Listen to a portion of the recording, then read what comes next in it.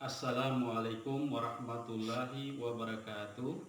Saya Arwin, mengajar di SMP Negeri 1 Ulubongka, Kecamatan Ulubongka, Kabupaten Tojo Una-Una, terdaftar sebagai mahasiswa PPG dalam Jabatan Pendidikan Agama Islam Angkatan 2 tahun 2021 dengan nomor induk 20170297, nomor ujian 2112611129. Saat ini mengadakan video praktik mengajar pendidikan agama Islam dan budi pekerti di kelas 7 semester ganjil dengan tema Cahaya Islam di Mekah. Wassalamualaikum warahmatullahi wabarakatuh.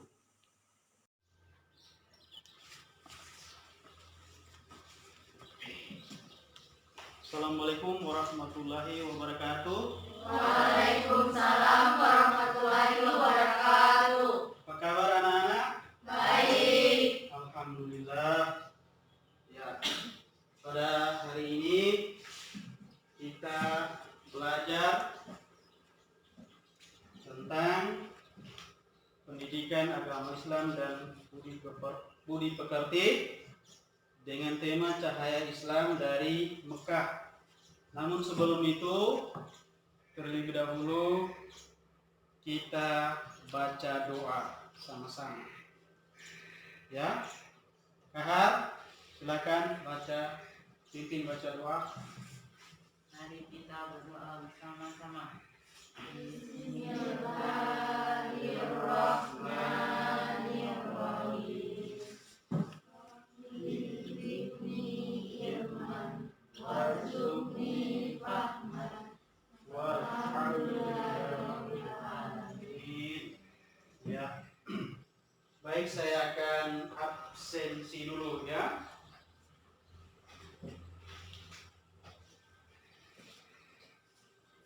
Amelia, Hadir. Anisfa, Hadir. Alia, Hadir. Sulasmi, Hadir. Nadine, Hadir. Indah, Hadir. Widya, Hadir. Muhammad Kahar, Hadir. Muhammad Rifal, Hadir. Sulasmi. Ya. Jadi masih ingat pelajaran kemarin tentang sholat berjamaah. Sholat jamaah adalah sholat yang dilakukan satu orang atau dua orang, salah satunya menjadi imam. Nah, pada kesempatan ini kita akan belajar mengenai kelahiran Nabi Muhammad SAW. Ya, kemudian beliau menerima wahyu, kemudian beliau melaksanakan dakwah terhadap kerabatnya, kemudian berdakwah kepada seluruh masyarakat Mekah atau berdakwah secara terang-terangan. Ya, nah, jadi Pak Guru akan memperlihatkan video. Nah, jadi diperhatikan, dicatat yang penting di dalamnya, ya. Kemudian setelah itu per kelompok menceritakan kembali apa yang disaksikan melalui video tersebut. Baik, Pak Guru akan memutarkan videonya. Bismillah.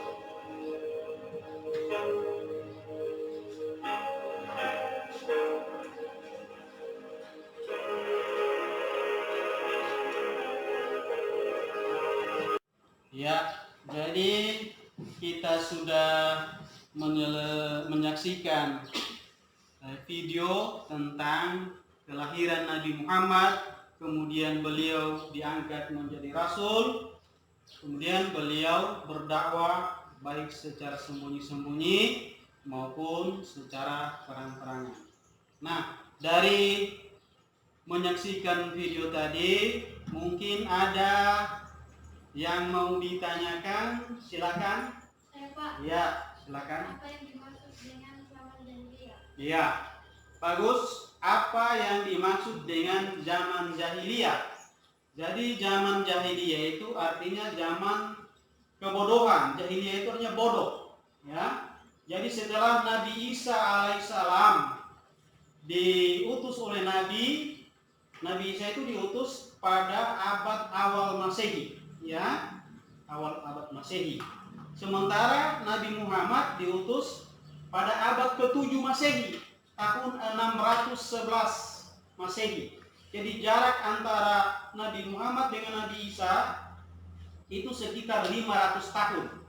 Ya, makanya penduduk waktu itu kembali menjadi bodoh atau jahiliyah, sehingga mereka menyembah berhala, kemudian tidak menghargai perempuan, saling berkelahi antar kelompok, kemudian juga mereka menguburkan anak-anak perempuan karena mereka menganggap anak perempuan tidak meneruskan mazhab atau apa istilahnya, kalau dalam istilah kita orang Indonesia, marga, ya. Jadi anak laki-laki yang dibanggakan, anak perempuan dianggap aib. Ya.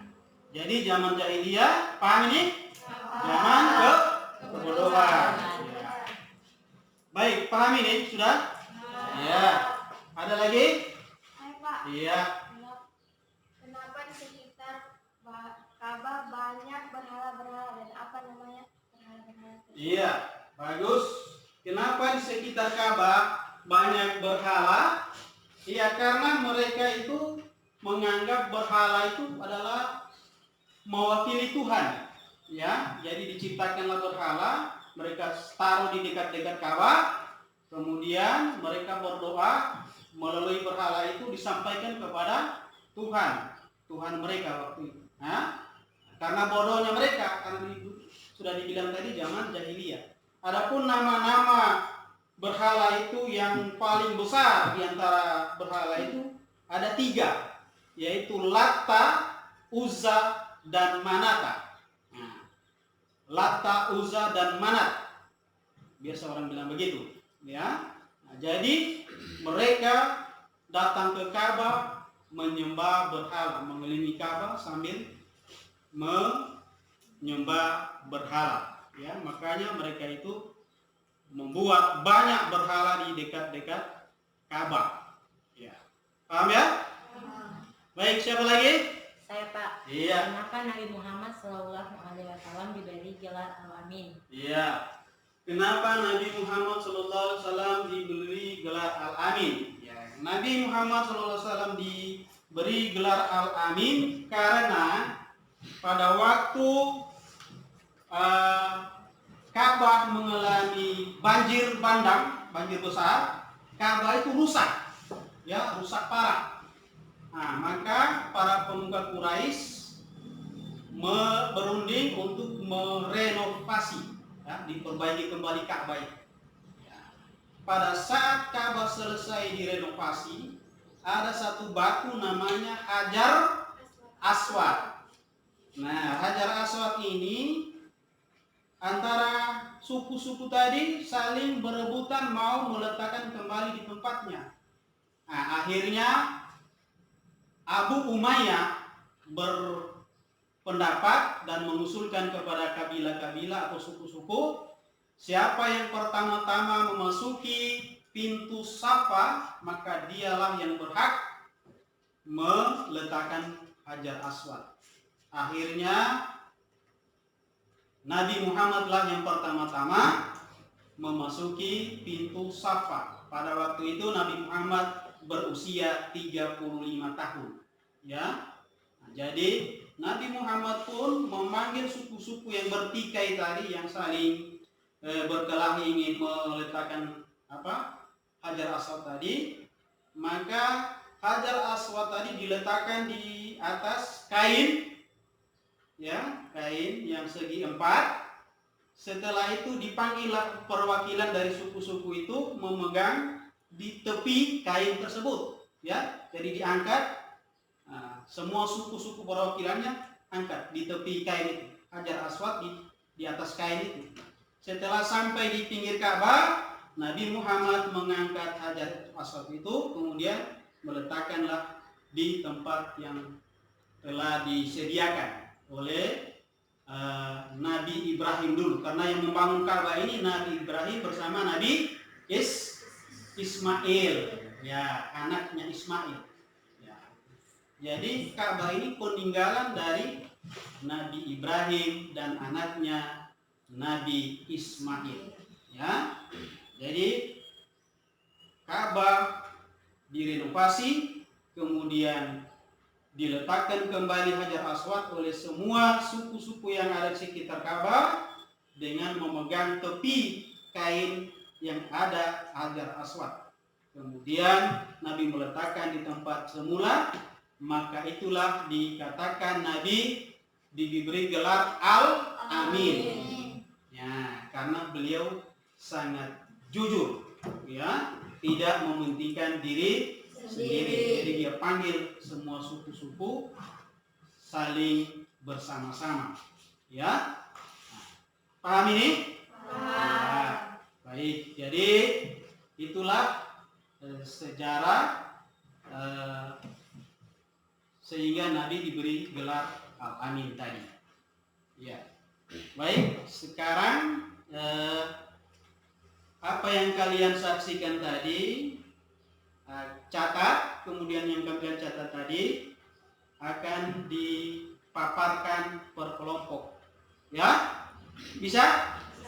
Ya. Jadi saya beri kesempatan untuk menyimpulkan yang kalian catat tadi melalui video. Kemudian dipaparkan sejarah kelahiran Nabi, kemudian Nabi diangkat menjadi Rasul, kemudian dakwah Nabi. Ya? Ya. Baik, silakan. Ya, setelah sudah menyimpulkan sejarah Nabi, ya, dari kelompok Halimatus Sa'diyah, kami silakan membacakan kembali apa yang simpulkan melalui video tadi. Silakan. Assalamualaikum warahmatullahi wabarakatuh. Waalaikumsalam warahmatullahi wabarakatuh. Kami dari kelompok Halimatus Sa'diyah akan membacakan kembali sejarah Nabi Muhammad SAW. Nabi Muhammad SAW lahir pada hari Senin, Rabiul Awal bertepatan dengan tanggal 20 April 571 Masehi, menjelang dini hari atau disebut juga tahun gajah. Karena pada waktu itu ada pasukan yang mengendari gajah yang dipimpin oleh Abraha yang ingin menghancurkan Ka'bah. Namun peristiwa itu tidak terjadi karena adanya serangan burung ababil yang membawa batu-batu yang panas yang mengerikan, menggagalkan serangan tersebut. Akhirnya pasukan yang dipimpin Abraha itu gagal menghancurkan Ka'bah, sebagaimana difirmankan Allah dalam Al-Quran surah Al-Fil 105 ayat 1-5, yaitu Bismillahirrahmanirrahim. Alam tara kaifa fa'ala rabbuka bi ashabil fil. Alam yaj'al kaidahum fi tadlil wa arsala alaihim tayran ababil tarmihim bi jaratin min sijil faja'alahum ka'asfin ma'kul. Artinya, dengan menyebut nama Allah yang Maha Pengasih lagi Maha Penyayang, apakah kamu tidak memperhatikan bagaimana Tuhanmu telah bertindak terhadap tentara bergajah? Bukankah Dia telah menjadikan tipu daya mereka untuk menghancurkan Ka'bah itu sia-sia, dan Dia mengirimkan kepada mereka burung yang berbondong-bondong yang melempari mereka dengan batu berasal dari tanah yang terbakar. Lalu dia, Allah, menjadikan mereka seperti daun-daun yang dimakan ulat. Pada tahun itulah Nabi Muhammad lahir. Ibunya bernama Aminah binti Wahab. Ayahnya bernama Abdullah bin Abdul Muthalib. Nabi Muhammad ditinggal wafat oleh ayahnya ketika masih dalam kandungan ibunya berusia 6 bulan. Setelah lahir, Nabi Muhammad diasuh oleh Halimah Sa'diyah dari Bani Sa'ad. Beliau diasuh selama 5 tahun. Saat usianya menginjak 6 tahun, ibunya wafat. Ia pun diasuh oleh pamannya, Abdul Muthalib. Sayangnya hanya 2 tahun, Nabi Shallallahu Alaihi Wasallam diasuh kakeknya. Abdul Muthalib pun meninggal.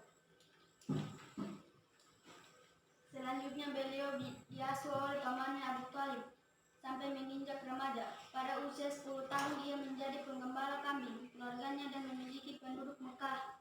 Pada usia 12 tahun Nabi Muhammad diajak pamannya Abu Thalib berdagang ke daerah Syam. Ketika sampai di Basra, wilayah Syariah besar, seorang pendeta terkenal Yuhaira menghampiri Abu Thalib dan mengatakan, "Aku mengenal anak muda ini sebagai sosok orang kelak akan dinobatkan sebagai rahmat bagi semesta alam. Hal ini telah tertulis jelas dalam kitab-kitab kami." Yuhaira mengatakan kepada Abu Thalib, "Lindungilah anak muda ini dari orang-orang Yahudi. Lebih baik bawa kembali ke Mekah." Pada usia 25 tahun, Nabi Muhammad SAW mulai berdagang sendiri tanpa bantuan orang lain atau pamannya. Ia mengambil sendiri berdagang-dagangnya dan memasarkannya. Ketika berdagang, Nabi Muhammad SAW sangat jujur, tidak pernah membohongi para pembelinya. Nabi tidak pernah mengambil keturunan yang terlalu besar. Selalu berkata sopan, ramah, dan penuh kasih sayang. Sekian dan terima kasih. Wassalamualaikum warahmatullahi wabarakatuh. Waalaikumsalam warahmatullahi wabarakatuh. Ya, itu tadi pemaparan dari kelompok Halimah Sa'diyah. Jadi apa yang mereka sampaikan tadi mulai dari lahirnya sampai Nabi remaja berusia 25 tahun berdagang ya. Kemudian sekarang kita ke kelompok 2, yaitu kelompok Ummu Aiman akan memaparkan hasil daripada pengamatan videonya tadi. Kepada perwakilannya kami silakan. Assalamualaikum warahmatullahi wabarakatuh. Waalaikumsalam warahmatullahi wabarakatuh. Kami dari kelompok Ummu Aiman akan menceritakan kembali sejarah tentang Nabi Muhammad SAW. Nabi Muhammad SAW diangkat menjadi rasul. Pada usia 25 tahun ini juga, Nabi Muhammad SAW menikah dengan Siti Khadijah yang berusia 40 tahun. Dari perkawinan tersebut, mereka dikaruniai 7 orang anak, yaitu Ibrahim, Qasim, Abdullah, Zainab, Ruqayyah, Ummu Kalsum, dan Fatimah. Namun ketiga anak laki-lakinya meninggal dunia saat waktu masih kecil. Nabi Muhammad SAW merasakan keresahan atas perilaku yang dialami oleh masyarakat Arab yang sudah jauh dari kebenaran. Kemudian beliau melakukan uzlah atau mengasingkan diri di Gua Hira. Hal ini dilakukan oleh beliau berkali-kali. Maka tepat pada tanggal 17 Ramadan tahun ke-40 dari kelahirannya, Nabi Muhammad SAW didatangi Jibril dan menerima wahyu pertama, Quran Surah Al-Alaq 96 ayat 1-5, yaitu Bismillahirrahmanirrahim. Iqra bismi rabbikal ladzi khalaq. Khalaqal insana min 'alaq. Iqra wa rabbukal akram. Allazi 'allama bil qalam. 'Allamal insana ma lam ya'lam. Artinya, dengan menyebut nama Allah yang Maha Pengasih lagi Maha Penyayang. Bacalah dengan menyebut nama Tuhanmu yang menciptakanmu. Dia Allah telah menciptakanmu dari segumpal darah. Bacalah, dan Tuhanmu yang Maha Pemurah, yang mengajar manusia dengan perantaraan kalam. Dia Allah mengajarkan kepada manusia apa yang tidak diketahuinya. Wahyu pertama inilah yang menandakan bahwa Nabi Muhammad SAW dipilih dan diangkat Allah Subhanahu wa Ta'ala untuk menjadi utusannya atau Rasul Allah. Setelah wahyu pertama ini turun, Jibril tidak muncul lagi untuk beberapa lama. Sementara Nabi Muhammad SAW terus menantikan wahyu berikutnya dan selalu datang ke Gua Hira. Dalam keadaan menanti itulah turun wahyu kedua, surah Al-Mudaththir 74 ayat 1-7, yaitu Bismillahirrahmanirrahim. Ya ayyuhal mudaththir, qum fa'anzir, wa rabbuka fakabbir, wa thiyabaka fatahhir, wa rujza fahjur, wa la tamnun tastakbir, wa li rabbika fasbir. Artinya, dengan menyebut nama Allah yang Maha Pengasih lagi Maha Penyayang. Wahai orang-orang yang berselimut, bangunlah, lalu berilah peringatan, dan agungkanlah Tuhanmu, dan bersihkanlah pakaianmu, dan tinggalkanlah segala perbuatan yang keji, dan janganlah engkau Muhammad memberi dengan maksud memperoleh balasan yang lebih banyak, dan karena Tuhanmu bersabarlah. Dengan turunnya wahyu yang kedua ini, Rasulullah mulai berdakwah secara sembunyi-sembunyi. Nabi mengajak orang-orang terdekat dengannya. Tujuannya agar mereka percaya lebih dulu dan mengikutinya. Tempat yang beliau pilih untuk berdakwah adalah rumah Argam bin Abil Argam al-Akhzumi. Orang-orang yang pertama kali masuk Islam atau yang dikenal as-sabiqunal awalun adalah Khadijah, Abu Bakar, Ali bin Abi Thalib, Zaid bin Harizah, dan Ummu Aimah.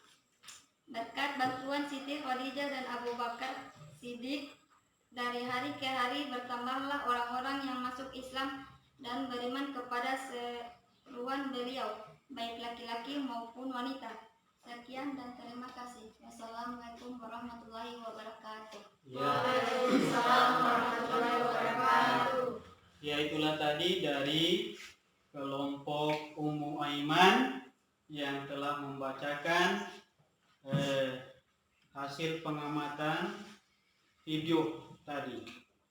Nah, sekarang dari kelompok As-Sabiqunal Awwalun akan menguraikan kembali hasil pengamatan video yang telah disaksikan tadi. Kepada perwakilannya disilakan. Assalamualaikum warahmatullahi wabarakatuh. Waalaikumsalam warahmatullahi wabarakatuh. Kami dari kelompok As-Sabiqunal Awwalun akan membacakan kembali dakwah Nabi Muhammad SAW secara terang-terangan.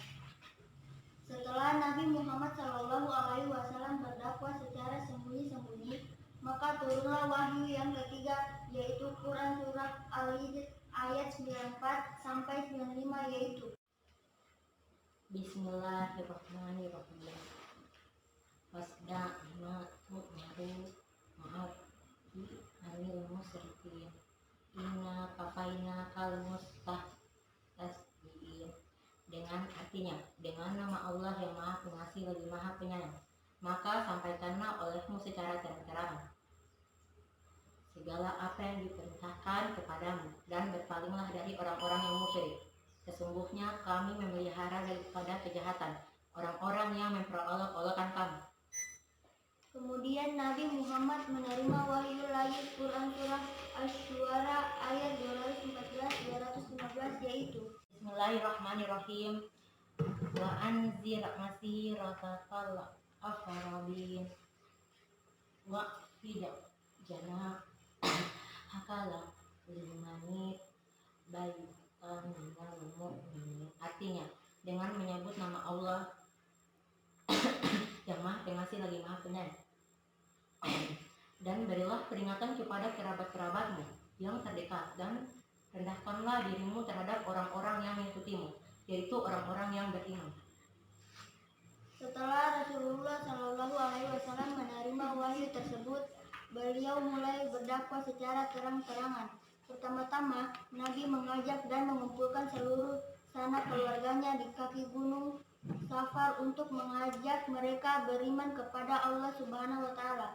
Akan tetapi, paman beliau Abu Lahab bersikap sinis dan tidak mau menerima dakwah Rasulullah Shallallahu alaihi wasallam. Banyak cara yang dilakukan oleh orang-orang kafir Quraisy untuk menghambat dakwah Rasulullah Shallallahu alaihi wasallam.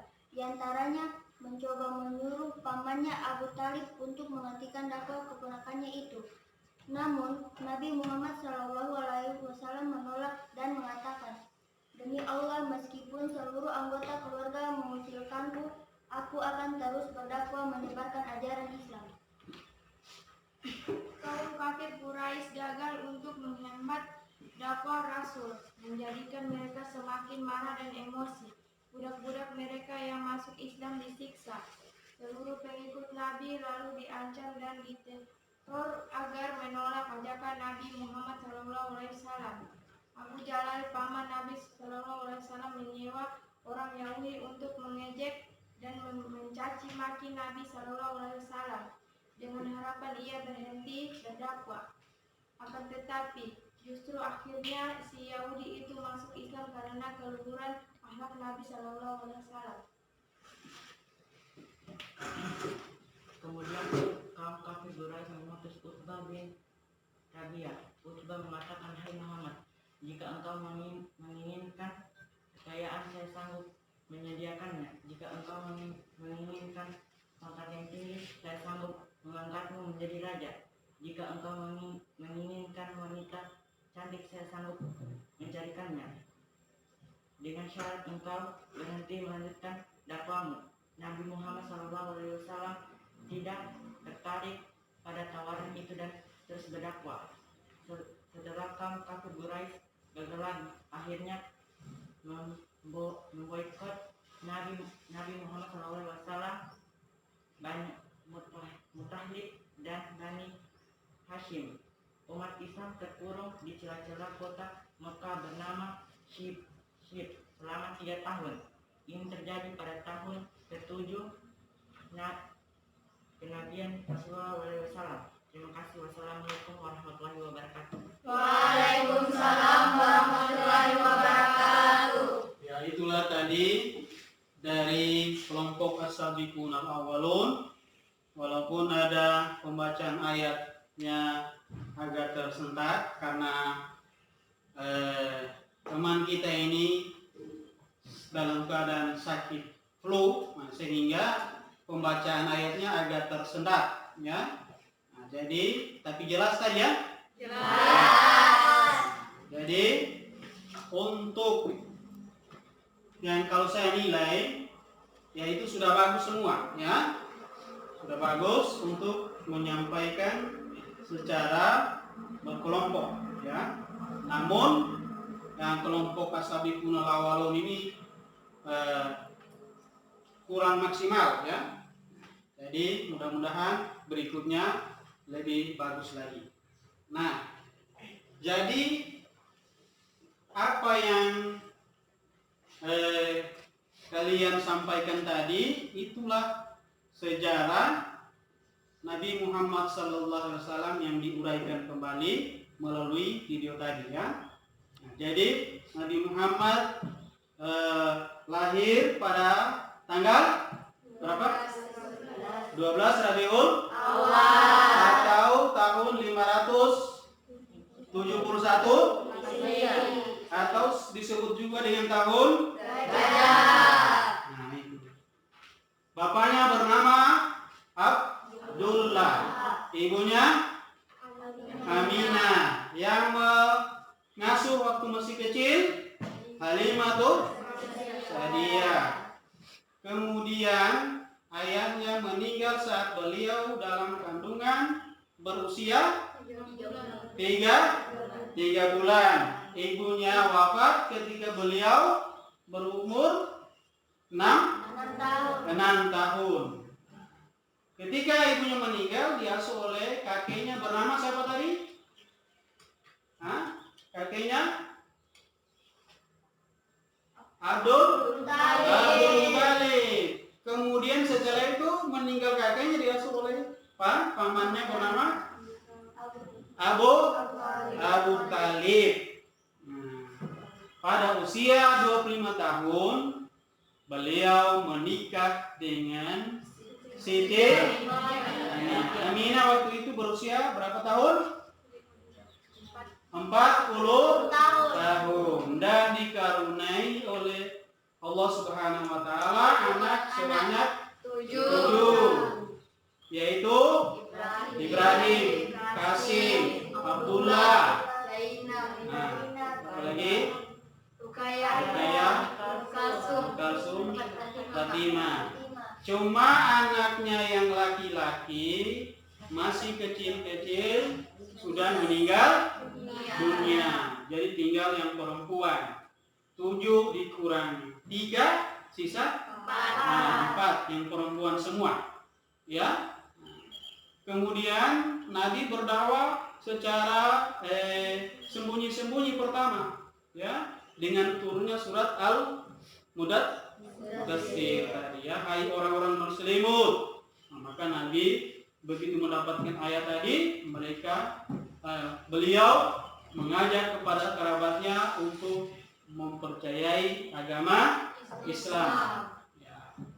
Setelah berdakwah sembunyi-sembunyi, turun lagi ayat surat Al-Hijr, ya, fasda' bima tu'maru wa'arid 'anil musyrikin. Itu disuruh untuk berdakwah secara terang-terangan. Nah, itulah pada saat itulah beliau mendapatkan tantangan dan cobaan dari kafir Quraisy. Ya, nah, itulah kesimpulan daripada apa yang kalian sampaikan tadi. Ya, nah, jadi namun yang perlu diketahui di dalam kita sebagai umat Islam untuk mencintai Nabi Muhammad SAW, maka kita harus begitu mendengarkan nama Nabi Muhammad SAW, maka kita harus bersalawat kepada Nabi. Ya, begitu ada dibilang Nabi Muhammad SAW, maka kita harus salawat, yaitu Allahumma sholli, ya, Allahumma sholli ala Sayyidina Muhammad wa ala alihi Sayyidina Muhammad. Ya, jadi Allahumma sholli ala Sayyidina Muhammad, ya, wa ala alihi Sayyidina Muhammad. Ya. Jadi kalau ada orang yang mengatakan atau menyebutkan nama Nabi Muhammad SAW, maka harus salawat kepada Nabi. Allahumma sholli ala Sayyidina Muhammad wa ala ali Sayyidina Muhammad. Atau yang pendeknya Allahumma sholli alaihi. Allahumma sholli alaihi. Allahumma sholli alaihi. Ya. Nah, itu yang pendeknya. Allahumma sholli alaihi. Ya. Nah, jadi apabila ada didengar nama Nabi Muhammad, orang ucapkan saat ceramah, baik kamu lihat secara langsung maupun di televisi atau di mana saja, kamu harus jawab Allahumma sholli alaihi atau Allahumma sholli ala Sayyidina Muhammad wa ala ali Sayyidina Muhammad. Jadi kalau yang pendek juga boleh, ya, biar tidak usah terlalu keras suaranya, biar didengar oleh diri kita sendiri, tidak apa, ya. Begitu ada orang bilang Nabi Muhammad SAW, nah kamu sambung Allahumma sholli alaihi, ya. Atau Rasulullah SAW, kamu jawab Allahumma sholli alaihi. Nah, orang yang membalas dengan salawat nama Nabi, maka Allah akan memberikan syafaat di hari kemudian nanti, ya, syafaat dari Nabi Muhammad SAW, ya. Kemudian rezekinya dimudahkan, ya, diberikan kesehatan, kemudian dilapangkan dia punya hidup, ya. Jadi bagi yang menuntut ilmu, maka akan ilmunya itu akan bermanfaat buat dirinya, ya. Dan Allah lapangkan dia punya jalan menuntut ilmu. Ilmunya itu akan dia pergunakan sampai dia tua, ya. Banyak manfaat daripada itu, hanya antara lain, ya, manfaat daripada kita membalas salawat terhadap nama Nabi Muhammad Shallallahu Alaihi Wasallam. Jadi jangan lupa, apabila ada orang yang menyebutkan nama Nabi kita, baik itu nama Nabi Muhammad atau Rasulullah, ya, kita harus balas Allahumma salli alaihi, ya, atau Allahumma salli wa sallim alaihi. Allahumma salli ala sayyidina Muhammad wa ala ali sayyidina Muhammad. Paham, ya? Nah, jadi sebagai suatu tugas, ya, saya kasih tugas yang akan dikerjakan di rumah nanti, ya, atau paling masa ada waktu, ya, kita kerjakan sekarang, ya. Nah, jadi ini hanya 5 nomor saja dijawab, ya.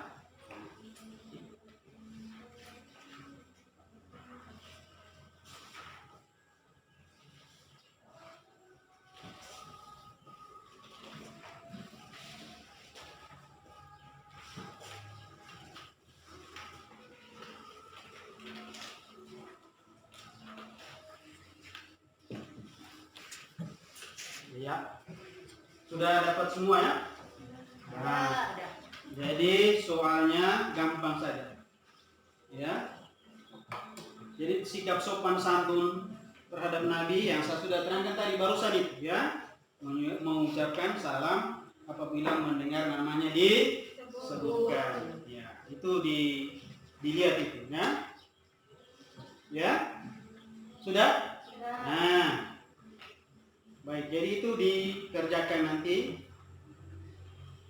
Saya lihat dulu waktu, mungkin masih ada waktu atau sudah selesai waktunya, ya. Jadi karena waktunya sudah mendesak, jadi tugasnya dikerjakan di rumah, ya. Jadi saya simpulkan secara keseluruhan dari pertama tadi. Jadi yang pertama adalah kita selalu umat Islam bersalawat kepada Rasulullah Sallallahu Alaihi Wasallam atau Nabi Muhammad Sallallahu Alaihi Wasallam apabila mendengarkan namanya. Kemudian yang kedua, kita sudah tahu tanggal lahirnya, kemudian ibunya, bapaknya, kemudian orang-orang yang pertama masuk Islam, ya. Kemudian yang kedua, Nabi pada usia 40 tahun diangkat menjadi Nabi atau Rasul setelah menerima wahyu yang pertama, surat Al-Alaq ayat 1 sampai 5. Iqra bismi rabbikal ladzi khalaq. Jadi pada saat beliau umur 40 tahun diangkatlah menjadi Nabi dan Rasul. Kemudian beliau pada umur 35 tahun sebelum dari Rasul tadi diberi gelar Al-Amin, ya. Kemudian setelah menjadi Rasul berdakwah secara sembunyi-sembunyi. Kemudian setelah itu turun ayat berdakwah secara terang, yaitu surat Al-Hijr, ya. Jadi demikianlah pelajaran kita hari ini. Insya Allah kita sambung lagi di kesempatan yang lain. Nah, sebagai umat yang beragama, khususnya beragama Islam, mari kita tutup kita punya pertemuan kali ini dengan membaca doa. Mari baca doa sama-sama. Mulai. Bismillahirrahmanirrahim.